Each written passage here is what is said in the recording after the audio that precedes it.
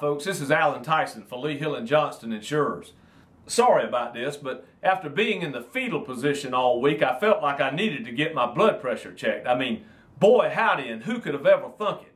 On the very first play from scrimmage last Saturday on the flats, Georgia Tech picked up 63 yards on a counter, setting up a half of football in which the Jackets put 405 total yards and 5 touchdowns on the board to take a 35-10 lead in at intermission, leaving Eagle Nation scratching their heads in disbelief and anticipating the worst. But what we didn't take into account was the character of our football team.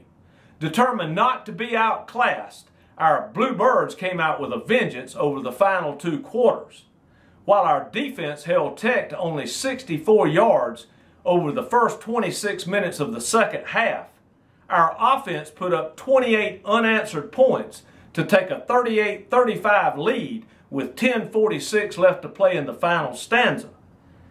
After forcing the Jackets to punt on their next possession, our Birds took over at their own 15 with a chance to put the game out of reach.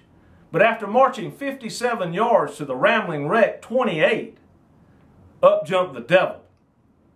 In what had to be the biggest ripoff in Atlanta since the Constitution went to $2.50 for a Sunday paper, a play that was ruled an incomplete pass on the field was overturned by less indisputable evidence than the Warren Commission had that Lee Harvey Oswald acted alone in the Kennedy assassination.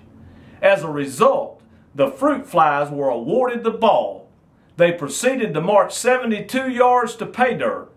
Our Birds were barely denied victory over their second ACC opponent in 3 weeks, and under Reviewgate will live in infamy.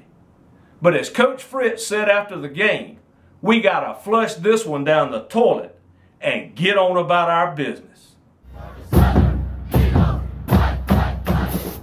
As for today, our Eagles played their first conference opponent since joining the Sun Belt, as they've traveled to the birthplace of the Mardi Gras to take on South Alabama. For the first time since joining the FBS, the Jaguars opened the season with a win, defeating Kent State on the road 2 weeks ago by a score of 23-13. But they sputtered at home last week against Mississippi State, falling 35-3.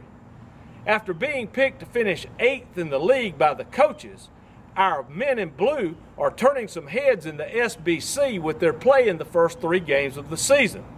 With 2 out of 3 of those coming against Power 5 conference opponents, with a combined record of 6-0, our Birds are number 1 in the FBS in overall yards per play, rush yards per attempt, and pass yards per attempt. Combine that with a defense that's been pretty doggone good in 9 of 12 quarters, and I like our chances of going to the heart of Dixie and putting something on these Mousers from Mobile that Oral Roberts can't get off. Lay the lumber on these leopards from Lower Alabama, Eagles.